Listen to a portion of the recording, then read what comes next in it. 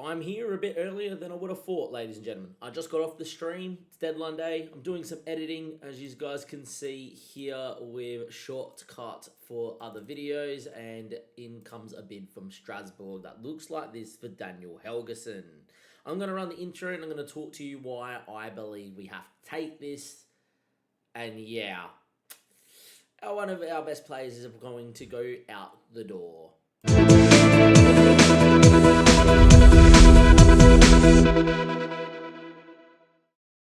Yes, welcome back to another episode of Park to Prem, and we're looking to take Maidenhead United all the way from the Vanarama National League South to the Premier League and beyond. 90% of you aren't subscribed, so before we talk about Daniel Helgeson, hit that big red button, give the video a like, and obviously there is a live playlist and the playlist for these episodes, so if you are coming in brand new, you can go and catch up without too much fuss. Now let's talk about Daniel Helgeson. Great player, he's been fantastic. We bought him on a free last year. And has looked really good. First reason why I think we need to take this is he's done something that he hasn't done at all, and that is dropping potential from being a Premier League right back to a Championship right back, and the game reckons that he's not going to develop any more moving forward. Interesting. Now, obviously, when clubs, and there is a lot of clubs that are interested in him, not anymore, but like we rejected multiple bids from Monaco, we actually rejected a little bit more money up front from a lower level Serie A club, etc. Daniel Helgeson has been to with bigger clubs, which kind of means he has good potential. However, has not really developed that much this year. And when we're looking at his overall, 7.14 is pretty good. He's not the best right back in the world, right? And I think when you're in these long-term saves, you need to think of it as, is this guy going to be in the Champions League? No. Could you get by without him? Yes. If those are those two answers, then you got to go and take it. Also, in the match engine, it definitely looks like in this system of playing in the 3-4-1-2, we need a right-footed right back, not a left-footed right back. So we're going to let him go. But as you guys probably saw, it's not forever that we're letting him go. He's going to come back at the end of this season, and probably the best screen to go to highlight this is the transfer activity and go actually back into here. We get 1.9 mil now, so that's guaranteed money. We get guaranteed 4.7 over 2 years. Yeah, it's a little bit longer than I would have liked, than I would have preferred it up front. That's fine. There's actually no guarantee with the glitch that we actually get this money anyway in the transfer budget. After league appearances, we get 1.9. This is the clause I don't think happens. But I reckon he plays another 5 games for Iceland because he's already played 7 times for Iceland. There's no reason they would drop him. So that's a guaranteed 8.4 million or 8.5 million right there. And he's about a 6 to 10 million sort of right back. In my mind, I said anything more than 8 mil up front, I'm probably entertaining. There you go. That's 8 mil. Not up front, but 8 mil that I would be guaranteed. 8.5. Then the 1.9 mil if he plays 20 games for Strasbourg. Does this happen? I don't know. Is he good enough to get in there? Maybe, maybe not. He might go on loan, etc. after he comes back to us. But the big part of this is that we don't miss him for the run home. 0% end of season. Loan back, so we're going to get him to finish off the Championship and hopefully get us to the Premier League, and then we can go scouting for a South American right back, because that's kind of what you do. And we also get 20% of next sale, so if he plays 20 games in Ligue 1 for Strasbourg, I swear Chelsea will come in and buy him for 50 million, because that's what Chelsea do. So, and we get 20% of that. So I think this is a no-brainer. We kind of have to take it. I was off stream, but yeah, I did put it in my Discord, and Dim's already got back to me saying, I think you need to take this. I think I need to too. Daniel Helgeson, fantastic footballer. I like him. You like him. We all like him. He's fantastic. Mr. Helgeson, fantastic. You're going to go. You're going to come back on loan. And yeah, hopefully we will be okay moving forward. I would love to see if we got the 4 million in the budget. See if that's glitched out. But yeah, you receive 4.2 mil up front, 90% over that.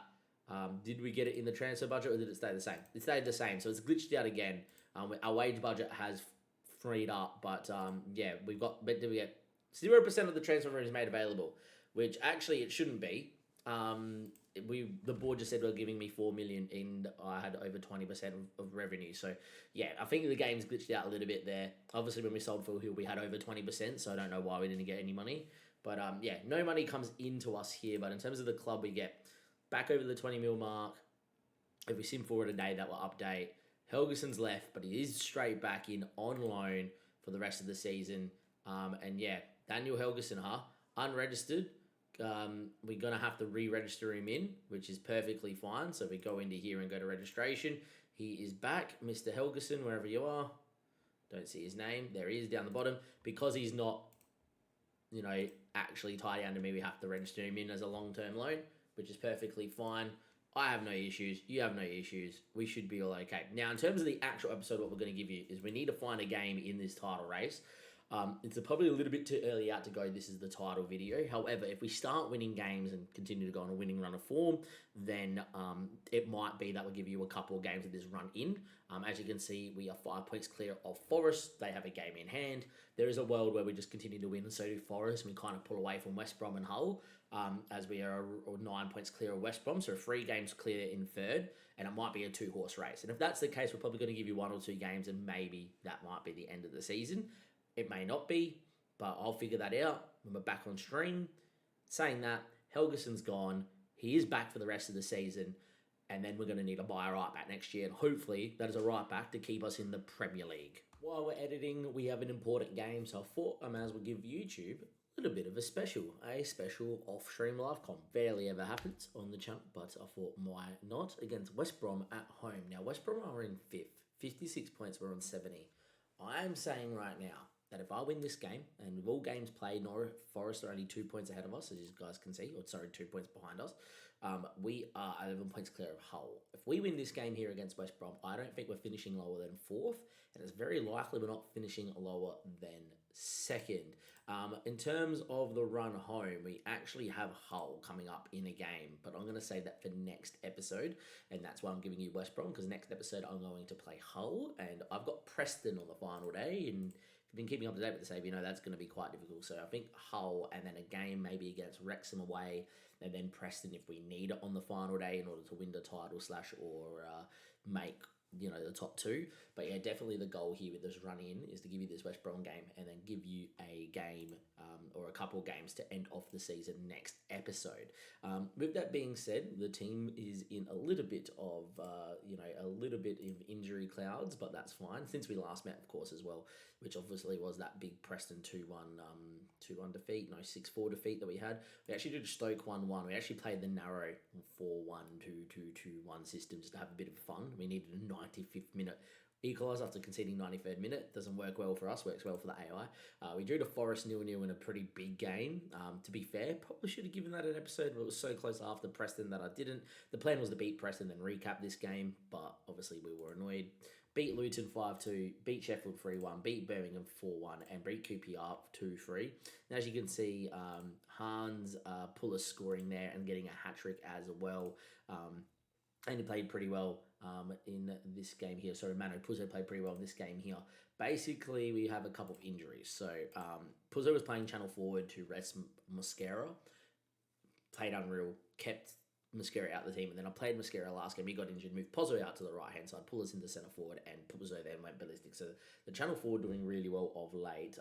As you can see, Mosquera is about 10 days away and is not fit, and Hansy's been out for the last month and a bit, and he's out for the next 7 days. Jacob, who is wanted, we actually rejected 1 million for him on deadline day, which I really wanted to take, has had that bid rejected so he could play the last few weeks, and he's gone from being unhappy at the football club to happy because he's playing first team minutes, which is pretty fine. Outside of that, the rest of the team's in a pretty good spot. I am speaking quite softly here because obviously it is late at night, it's midnight, and I was planning to go to bed, but the editing's taking a little longer than I realised. But the rest of the team's okay. I've got Fish and Sander and Nyberg as the back three, Helgeson back on loan, Adrian in the middle of the park. Matthias Franca, by the way, is developing quite nicely here at centre back, currently playing at a Premier League level and is worth 30 million. Yeah, he's very good. Appiong on the other side, Reed through the middle, who's not really developed all this season. Puzzo's been playing pretty well, and look, Pulis has got 10 goals, 5 assists himself from only a handful of starts. Again, if I go to career and click on him here, 11 starts, 13 off the bench, 10 goals, 5 in that limited game time is really good. So he's doing quite well, and I think he is definitely a player we're going to be using for the foreseeable future. But yeah, that's the team. On paper, I would take a point, but wouldn't mind winning. The aggro system's gone. I do have the narrow 4-1-2-2-2-1 system as like the go for it last 10 minutes. And we still have the 4-2-3-1 loaded. And, you know, if we really need to in the 65th minute, I will go to the 4-2-3-1 because the team naturally flows into it if the system's playing really poorly. But what we've seen in this balanced system is we do generally play pretty well and do a pretty good job. Now, at home, we should be looking to win against West Brom. However, obviously, sometimes it doesn't go your way. And yeah, look, they have a pretty good team. They've got Price, obviously, as their club captain there. We got Idrissa in there as well. And look, they're a pretty good club. And in real life, I would love to see West Brom get back to the Premier League. But I'm going to put it out there right now. I don't want to see them do anything here because I want to see us get to the Premier League after last year's heartbreak. Adrian's been developing quite well, and Zem's actually taken to be a squad player now, so we're going to be playing Adrian in the first team for the foreseeable future. Dylan Ryan's developing well. The new training cycles, which is the same as last year, have really started to kick in, which is good. And yeah, Reed on the ball, picks one up, getting to the byline. Can he find that last pass? He does, and well, Manu Puzo continues the goal-scoring form of the channel forward. Obviously, he scored a brace last time out, Puller scored one, and then a hat-trick in the role, and Reed peeling out wide, 5 minutes in the balanced system, the 3-4-1-2 doing very well. And I'm telling you, on balance, this system is great. On attacking, it does okay. Playing on anything else, no good. If you try to play under super duper heavy press in this system, it's no good. But in a mid-block, the 3-4-1-2 is brilliant. And well, we've got an early lead. We're conceding a bit of possession here early doors, but we'll make it very difficult to be broken down and hopefully lead to another clean sheet, which we've actually lacked clean sheets. We've always conceded that one silly goal, but we've not been conceding multiple goals apart from last time that we saw us against Preston. But yeah, anyway, Reed with a ball out there to Helgeson, and he picks one up and finds Adrian. And 15 minutes in, good ball down the line. Can he whip one back stick here? Pulis is still 6 foot, so he can do a job. Instead, Matthias Franker's there, and well, when you're in form, you're in former. It's like a cricketer. When you're in form, you nick one and it's been dropped at first slip or something like that. Franker's in form. He's developing quite nice. He's playing at a Premier League level when he's just made it 2-0 here in the 16th minute for a deflected effort. A shot that I think the keeper would have saved quite comfortably, but a shot that was on target, and it will be credited with him. And well, Adrian with an assist, Franker with a goal, and we go 2-0 up 20 minutes into the game at very early doors. Always nice to see the system do well, and the balanced system, this is what it's built for. FMing West Brom a little bit here that we're actually up 2-0, but at the same time, it's a very defensively minded system in the mid-block without being on the defensive sort of mentality, and that allows us to really sit in here and do a really nice job of marshalling the game. And even though we're conceding possession, it almost makes this tactic better for us because we can just hit the teams that we're playing against on the break that little bit more. We'll fish with the ball into Adrian, and Adrian now into Reed, and Reed back to Fish, and that's a great ball out there to Helgeson. Good run from Reed to continue on. Puzo's there, and it's 3-0. And that's as clear as you like of why I love this system. It fits the inner ethos of what I think a football philosophy should be, which is to be defensively solid. Obviously, I'm Italian in background. I was, born and bred in Australia, but Italian in background, and we've always been grown up watching Serie A on Rai TV, of being defensively solid, free at the back, keep your shape, don't concede, play well, and then go forward when the opportunity arises. But everything is built from having a very solid defence, and this system gets 7 people behind the ball, makes it very hard to be broken down, and then go and be free-flowing and attacking when the opportunity arises. And well, we've done that 3 times today. We've got a 3-0 lead, but a corner from the kickoff and deeming with a chance to whip a good ball in. And I tell you what, I think it's hit the post there from Price, and that close to a 3-1. But mercifully for us, that is not going to be the case, and it's going to stay at 3-0. Good to see Reed have a good game as well. We're starting to get really going, and playing quite well and got the points on the board. And as mentioned, I think if we see this game out for a victory, which we should from here, I think this is going to put us in a position where we're not going to finish any lower than 4th unless we go on a massive losing streak when I wake up tomorrow and stream again. But hopefully that doesn't happen. As Appion's effort straight at Brian, the keeper, is going to keep it at 3-0. But yeah, we're looking really good. Poulos is having a fantastic time of it, has to be said. I just want to single his praise here very quickly. Reed has not developed, but he's played pretty well this year too. And Adrian is developing at a decent little clip as well. Same with Nyberg, actually looking really nicely. He's up to 19 jumping reach now, which is great. It might have been at 18, might have always been 19, but worth calling out, and he's been developing quite nicely. Anyway, Price on the ball goes out there to Deeming, and that's a pretty poor ball. And on the break, we go and the splitting channel forward, pumping one into the centre forward. Poulos is a man in Fawn, and that is actually a world-class save from Bryn, the WBA, the West Brom goalkeeper. Don't know why I was reading out their logo there for a second, but sure. But that was a world-class save from him. It should have been 4-0, and the form Poulos is in, he really should have scored. But a great ball from the splitting channel forward, out of possession. That system is is fantastic, and as you can see, it just puts them in such wide areas. They get on the ball and they play that defence splitting pass. It is fantastic. Anyway, 63 minutes played. We do have some players on the bench that I would like to use here. Borelli being one for Helgeson, important for his minutes. Dylan Ryan being a second for Adrian, if we could as well. Henderson is coming back from injury, and I am going to get him in for Poulos on this side, and he can go and sit on that side there. Henderson coming back from a long-term injury and still has that potential to, well, I don't know about Premier League potential after a couple of long-term injuries for Cian Henderson, but still a guy we got on free from Kush Traders, and nice to give him some minutes here today. Time is ticking, 75 minutes played. We are 3-0 to the good, and I'm enjoying how this game is going, because it's quite comfortable. Enzem's going to come in here for Matthias Franke, keep him nice and fresh for future games. And with our last change here, I'm actually going to get Finn Welch in for Mr. Reed, and give Finn Welch some minutes as well. Nice to bring on your club vice captain and captain off the bench to help you see out a very important win. We have been a dominant force going forward, and to be fair, even though we've given up 12 shots, this is what happens a lot in this tactic, is because you got the 7 at the back, all their chances are from distance or from very weird angles, because they can't break you down and create that clear-cut chance. It does happen once every blue moon where they will combine, or you play against a really narrow system and they're able to play some very quick 1-2s to break you down. But against a normal system and teams that try to move you around, because there's not much space and there's not much space in behind, they just can't do so. Enzem on the ball here, late doors, goes on a run and hits one. It takes a deflection, and it's his first goal this season. It is going to be a 4-0 win against West Brom, a team that are in 5th.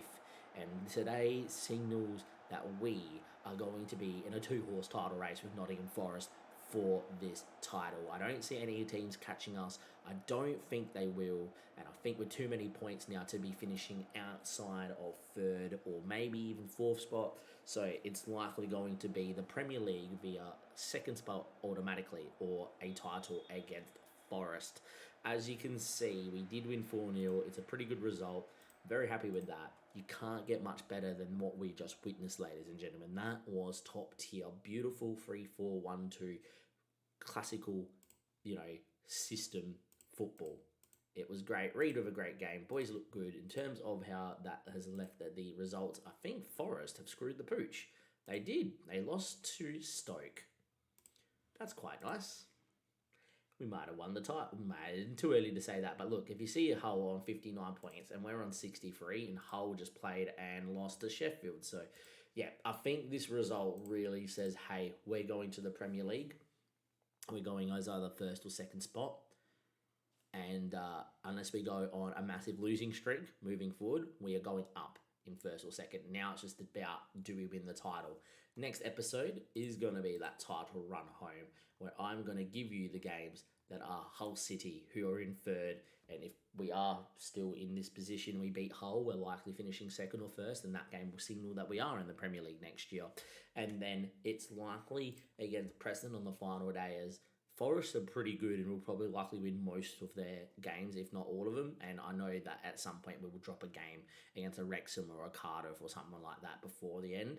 And it's likely going to go down to the final day between us two. But as mentioned, I think we're going up. That result, I think, puts us in a very strong position to go up.